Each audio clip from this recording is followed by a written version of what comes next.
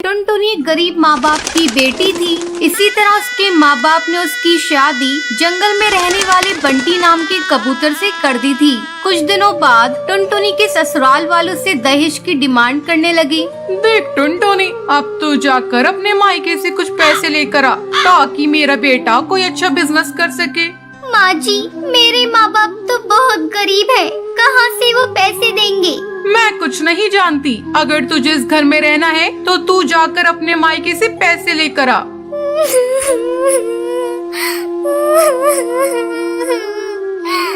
ठीक है माँ जी, मैं जा रही हूँ, लेकिन मुझे नहीं लगता कि मेरे माँ बाप आपकी डिमांड को पूरा कर सकेंगे। अगर तू पैसे लेकर नहीं आएगी तो तू वहीं रह जाना, यहाँ आने की कोशिश भी मत करना। मेरा बेटा जवान है, मैं उसकी दूसरी शादी कर दूंगी। मजबूरी में टुनटुनी अपने मायके जाती है, लेकिन अपने माँ बाप की हालत देखकर वो उनसे कुछ कहती नहीं है। एक दिन टुनटुनी को उल्टी होने लगती है। क्या हुआ बेटा, तुझे उल्टियाँ क्यों हो रही हैं? बेटा मुझे ऐसा लग रहा है जैसे तू माँ बनने वाली है। ये सुनकर टुनटुनी चिंतित हो जाती है और अगले ही दिन अपने ससुराल जाती है। आ बहुआ, ये ले मिठाई खा। तेरी माँ ने पैसे दिए हैं ना, मैं कल ही बंटी का नया बिजनेस शुरू करवा दूंगी।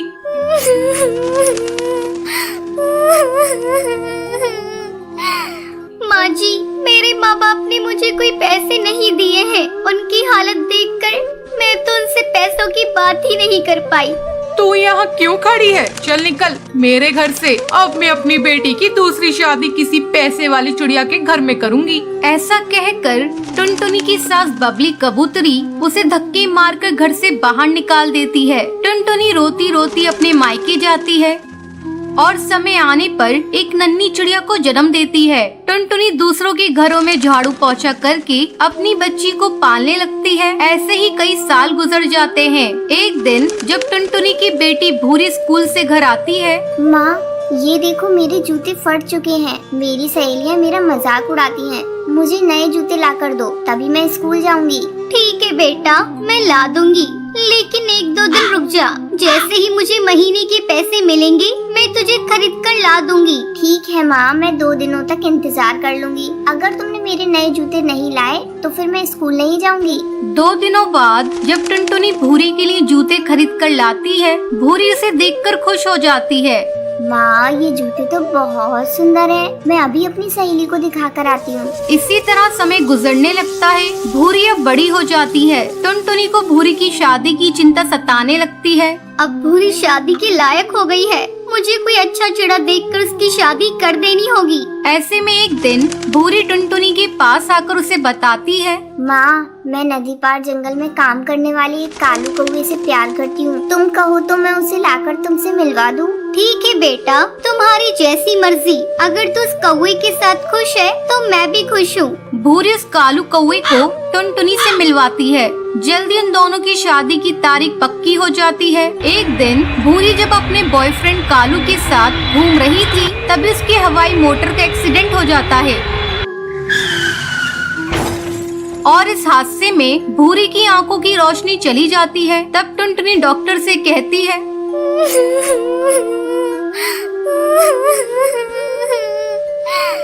डॉक्टर, अब मेरी आंखें मेरी बेटी को लगा दीजिए। मैंने तो बहुत दुनिया देख ली, लेकिन मैं अपनी बेटी को अंधा होता हुआ नहीं देख सकती। टुनटुनी अपनी दोनों आंखें अपनी बेटी को दे देती है। कुछ दिनों बाद जब भूरी ठीक हो जाती है। माँ, तुमने मेरे लिए अपनी आंखों का बलिदान दे दिया। अब मैं तुम्हें अकेला रहने नहीं दूंगी। तुम्हें मैं अपने साथ अपने घर ले जाऊंगी। भूरी की शादी पूरी रीति रिवाज से हो जाती है और वो अपनी माँ को अपने ससुराल ले जाती है। फिर सभी खुशी खुशी रहने लगते हैं। एक जंगल में टुन्नू अपनी पत्नी टूनी और अपनी बेटी टुनटुनी से बहुत प्यार करता था।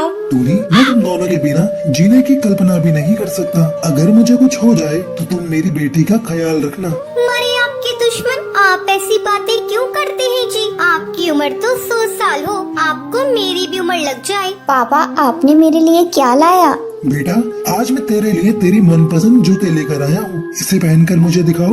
टुनटुनी जूते पहनकर टुन्नू को दिखाती है। पापा ये जूते तो बहुत सुंदर हैं। मैं कल इसे अपनी सहेलियों को दिखाऊंगी। आप दोनों बाप बेटी बातें कीजिए, मैं आपके लिए खिचड़ी बना कर लाती हूँ। टूनी जैसे ही खिचड़ी बनाने के लिए किचन में जाती है, वो बेहोश होकर नीचे गिर जाती है। पापा जल्दी आओ, देखो माँ गिर गयी। टुन्नू दौड़कर वहाँ पर आता है।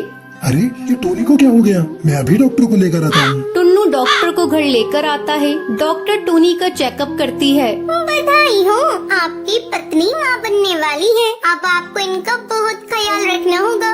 डॉक्टर के जाने के बाद टुनटुनी बेटा, अब तुम्हारा भाई आने वाला है। मेरे ऑफिस जाने के बाद तुझे ही तेरी माँ का ख्याल रखना है। ठीक है पापा, अब मैं माँ का ख्याल रखूंगी। उन्हें एक भी काम नहीं करने दूंगी। क्यों? मुझे क्या हुआ है? मैं काम क्यों नहीं करूंगी? माँ, डॉक्टर ने आपको आराम करने को कहा है। मैं कुछ नहीं जानती, मैं आपकी एक भी नहीं सुनूंगी। अब से घर का सारा काम मैं करूंगी। मैं अभी जाकर पापा के लिए खिचड़ी बना कर लाती हूँ। अच्छा मेरी माँ, जा और संभाल कर बनाना। टुनटुनी खिचड़ी बनाने जाती है। अरे क्या तोड़ दिया, जरा संभाल कर काम करो। वो कुछ नहीं माँ, चावल का डब्बा नीचे गिर गया था। थोड़ी देर बाद टुनटुनी खिचड़ी बनाकर लाती है। पापा ये लो खिचड़ी, और खाकर बताओ ना कैसी बनी है। टुन्नू खिचड़ी खाता है। खिचड़ी तो बहुत अच्छी बनी है। टोनी तुम भी खिचड़ी खा कर देखो। वाकई टुनटुनी ने खिचड़ी बहुत अच्छी बनाई है। माँ, आज रात का खाना मैं ही बनाऊंगी। बेटा मैं बना लूंगी, तुम इतनी परेशान मत हो। नहीं माँ, तुम आराम करो, मैं कुछ भी बनाकर पापा को खिला दूंगी, तुम भी खा लेना। धीरे धीरे समय गुजरने लगता है। टुनटुनी टोनी को कुछ भी काम करने नहीं देती थी। टोनी की माँ मीनू चिड़िया उसके घर आती है। टुन्नू बेटा, मैं टुनटुनी और टोनी को अपने घर ले जाना चाहती हूँ। ये छोटी सी बच्ची कब तक अपनी माँ की देखभाल करती रहेगी? नहीं माँ, मुझे मायके नहीं जाना। यहाँ टुन्नू और टुनटुनी मेरी बहुत अच्छी तरह से देखभाल कर रही है। मेरी बेटी बहुत सियानी हो गई है, वो मुझसे बहुत प्यार करती है। अच्छा ठीक है टोनी, जब बच्चा हो जाएगा तब मायके आ जाना। ठीक है, मैं अब चल रही हूँ। एक दिन अचानक टोनी के पेट में दर्द होने लगता है। उस समय टुन्नू जंगल लकड़ियाँ लेने गया था। घर पर अकेली सिर्फ टोनी और टुनटुनी ही थी। टुनटुनी बेटा, मेरे पेट पे बहुत जोरों का दर्द हो रहा है, मुझे जल्दी से अस्पताल ले चल। लगता है तेरे भाई के आने का समय हो गया है। माँ तुम मत रो, मैं अभी कुछ करती हूँ। बाहर कोई भी नहीं दिख रहा है, मैं किससे मदद मांगू? अब माँ को इस सब्जी के ठेले पर ही ले जाना पड़ेगा। किसी तरह टुनटुनी टोनी को लेकर अस्पताल पहुँचती है और फिर टुन्नू को फोन करके अस्पताल बुलाती है। टोनी एक बच्चे को जन्म देती है। पापा ये देखो, मेरा भाई कितना सुंदर है। अब मैं मेरे भाई के साथ दिन भर खेलूंगी। टुनटुनी आओ बेटा मेरे पास, तू मेरी सबसे प्यारी बेटी है। ये सब कुछ तेरे ही कारण संभव हुआ है। टुनटुनी टोनी के गले लग जाती है और सब खुशी खुशी घर आ जाते हैं। तो ये थी आज की कहानी। दोस्तों, आज के लक्की विनर्स के नाम ये रहे आपके स्क्रीन पर। आज का सवाल ये है, टुनटुनी टुन्नू के लिए क्या बनाती है? अगर आपको पता है तो आप हमें कमेंट करके जरूर बताएं। लक्की विनर के नाम कल की वीडियो में दिखाए जाएंगे। अगर आपको ये वीडियो पसंद आई हो तो इसे लाइक और ऐसी कहानियाँ देखने के लिए मेरे चैनल को सब्सक्राइब करना न भूलें। टुन्नू चिड़ा कड़कनाथ सेठ के यहाँ काम करता था। अचानक एक दिन उसका सेठ कुछ पक्षियों को अपने ऑफिस से निकाल देता है। उन कुछ पक्षियों में टुन्नू का भी नाम था। सेठ, आप इस तरह हम पक्षियों को काम से नहीं निकाल सकते। हम लोग आपकी ईंट से ईंट बजा देंगे। जाओ, तुम्हें जो करना है करके देख लो। ये कंपनी मेरी है, मैं किसको रखूंगा किसको निकालूंगा ये मेरी अपनी चॉइस है। और तुम्हें एक बात बता दूं, आजकल मेरी ऑफिस घाटे में चल रही है। मैं इतने सारे कर्मचारियों का खर्चा उठा नहीं सकता। अब आप लोग यहाँ से जा सकते हैं। टुन्नू वापस अपने घर आ जाता है। धीरे धीरे 6 महीने गुजर जाते हैं। अभी तक टुन्नू को कोई दूसरी नौकरी नहीं मिली थी। घर में पैसों की तंगी हो जाती है। इसी बीच टुनटुनी का स्कूल से नाम कट जाता है। 6 महीनों से उसकी स्कूल की फीस जमा नहीं हुई थी। एक दिन तो हद ही हो गई। अरे जल्दी जल्दी निकलो मेरे घर से, मुझे तुम लोगों को इस घर में नहीं रखना। 6 महीने से तुम लोगों ने इस घर का एक किराया नहीं दिया है। अब जल्दी से पैसे मेरे हाथ में रखो, नहीं तो मेरे घर से अभी निकल जाओ। अरे ओ रिक्की, जल्दी से इनका सामान निकाल के घर से बाहर फेंक दे। रिक्की घर का सामान बाहर फेंकने लगता है। बुल्ला भैया, ये तुम ठीक नहीं कर रहे हो। पहले कभी मैंने आपका पैसा रोका है? इस समय मेरे पति की नौकरी छूट गई है, इसलिए मैं पैसा देने में देर कर गई। रिक्की जल्दी से घर पे ताला लगा। बुल्ला टोनी की एक नहीं सुनता है और घर पर ताला लगा के वहाँ से चला जाता है। टोनी की नौकरानी उन्हें बेबस और लाचार देखकर उन पर तरस खाकर उन्हें अपने घर में ले जाती है। मालकिन, आज से मेरे गरीब खाने को अपने घर समझिए। यहीं पास के एक घर में मैं झाड़ू पोंछा करती हूँ, वो काम आप कर लीजिए। आपको कुछ पैसे मिल जाएंगे तो राहत होगी। हाँ रे, तू ठीक कह रही है। अब वो पहले वाले दिन तो रही नहीं मेरे। मैं कहीं काम कर लूंगी तो बच्चों की देखभाल करूंगी, तब तक टुन्नू जी भी कोई काम ढूंढ लेंगे। एक दिन जब टूनी झाड़ू पोंछा कर रही थी तो वो देखती है कि मकान मालकिन की लड़की एक आवारा लड़के के साथ बात कर रही है। उस समय मकान मालकिन भी घर पर नहीं थी। अरे ओ टोनी, मेरे दोस्त के लिए चाय नाश्ता लेकर आना तो। अभी लाई बेबी जी। जब वो लड़का चला जाता है, बेबी जी, आप जानती हैं ये लड़का बहुत आवारा है, आप इससे मत मिला जुला कीजिए। खबरदार जो तुम मेरे मामले में बोली तो। और हाँ, इस बात को मेरी मम्मी को मत बताना, नहीं तो तुम्हारी खैर नहीं।